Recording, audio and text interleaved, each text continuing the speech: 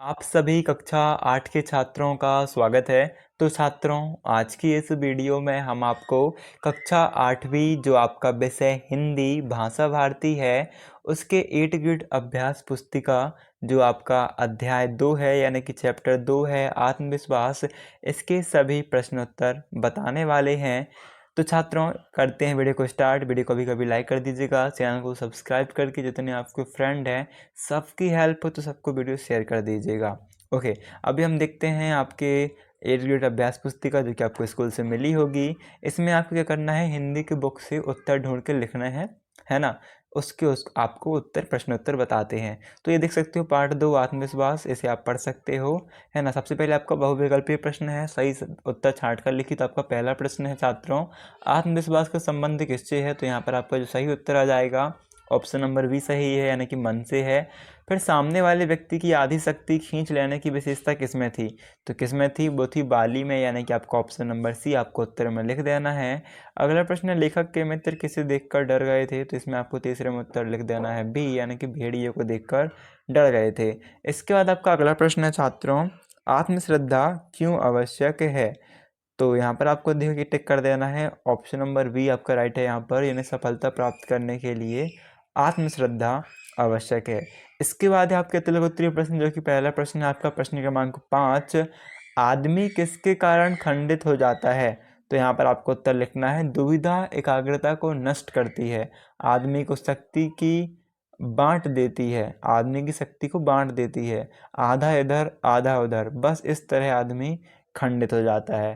फिर है खंदक खाइयों समासिक पद में कौन सा समास है। तो यहाँ पर आपको उत्तर लिखना है, खंदक खाइयों समासिक पद में द्वंद्व समास है।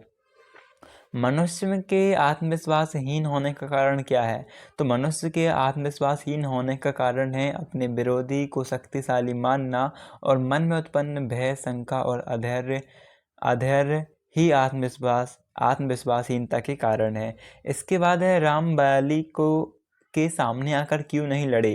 तो इसमें छात्रों आपको उत्तर लिखना है 8वें प्रश्न में, बाली को वरदान प्राप्त है कि जो उसके सामने आता है उसकी आधी ताकत उसमें आ जाती है और वह उसे आसानी से पछाड़ देता है, इसी कारण राम बाली के सामने आकर नहीं लड़े।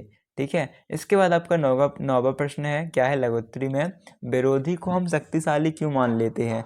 तो यहाँ पर आपको उत्तर लिखना है, हम अपनी आत्मीयता की कायरता से, कुसंस्कार से, आत्मविश्वास की कमी से, विरोधी का और अपने बल तौले बिना ही उसे अपने से शक्तिशाली मान लेते हैं।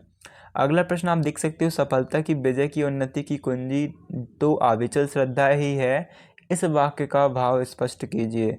तो किसी कार्य की सफलता उसमें निहित कार्य के प्रयास में देखी जा सकती है। जीवन में सफलता की विजय की ओर आगे बढ़ने का रास्ता उस कार्य की प्राप्ति हमारे मन में अटूट श्रद्धा है, उस कार्य के प्रति, है ना, उस कार्य के प्रति हमारे मन में अटूट श्रद्धा है। ये आपके प्रश्न क्रमांक 10 का उत्तर रहेगा। अगला प्रश्न है, आत्मविश्वास पाठ के लेखक के मित्र के गुणों पर प्रकाश डालते हुए बताइए कि हमें इससे क्या शिक्षा लेनी चाहिए। तो लेखक के मित्र ने कुत्ते को वीडियो समझ लिया, है ना, क्या वीडियो या भेड़िया से लिखा है, शायद आप मैच कर लीजिएगा एक बार बुक से, है ना। समझ लिया, यह उनके मन की शंका और भय को प्रदर्शित करता है। आई थिंक यहाँ पर भेड़िया है ना, इस प्रकार से लिखना है, भेड़िया समझ लिया। इसे हमें इस तरह नहीं भागना चाहिए बल्कि मुसीबत का डटकर मुकाबला करना चाहिए और साथी की मदद करनी चाहिए। ठीक है, यहाँ पर क्या लिखना है आपको, भेड़िया समझ लिया कुत्ते को, इस प्रकार से आपको लिखना है भेड़िया। अगला प्रश्न, सुभाष चंद्र बोस का प्रमुख चारित्रिक गुण क्या था। आत्मविश्वास पाठ के अनुसार कोई उदाहरण सहित समझाइए। तो परीक्षक के द्वारा दिए गए प्रश्न का बिना झिझक से सटीक जवाब देना सुभाष चंद्र बोस के अटूट आत्मविश्वास का परिचायक है।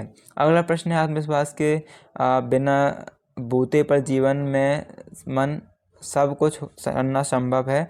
आत्मविश्वास पाठ के आधार पर किस महान व्यक्ति का उदाहरण देते हुए उक्त कथन को स्पष्ट कीजिए। तो ये आप देख सकते हो, आपके सामने लिखा है, नेताजी सुभाष चंद्र बोस ICS की परीक्षा में बैठे तो एक अंग्रेज परीक्षक ने बिजली से चलते हुए पंखे की तरफ इशारा कर पूछा, क्या इसकी पंखुड़ियाँ गिनी जा सकती हैं? सुभाष बाबू ने तुरंत पंखा बंद कर दिया। जी हाँ, सुगम्यता से।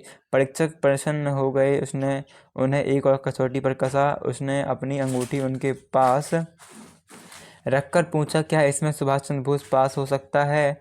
तो सुभाष बाबू ने अपने विजिटिंग कार्ड मोड़कर उसमें पास रखते हुए कहा, जी है, इस तरह। यह अटूट आत्मविश्वास है ना। फिर आपका देखो आखिरी प्रश्न है। ये प्रश्न आप देख सकते हो। जो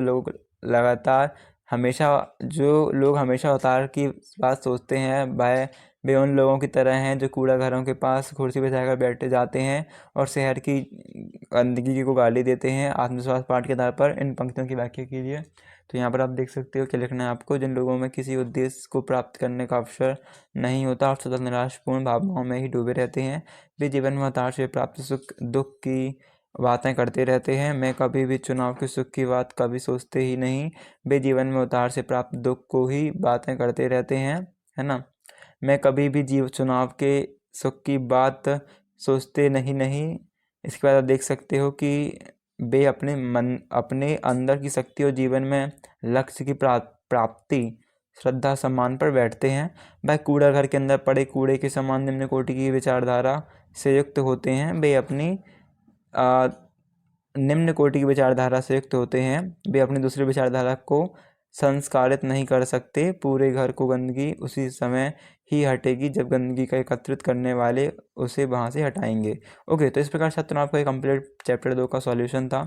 आई होप आपको अच्छा लगा होगा। वीडियो को लाइक करना मत भूलना, सब्सक्राइब कर लेना और शेयर कर देना। मिलते हैं नेक्स्ट वीडियो पर। जब तक के लिए थैंक्स फॉर वॉचिंग। धन्यवाद।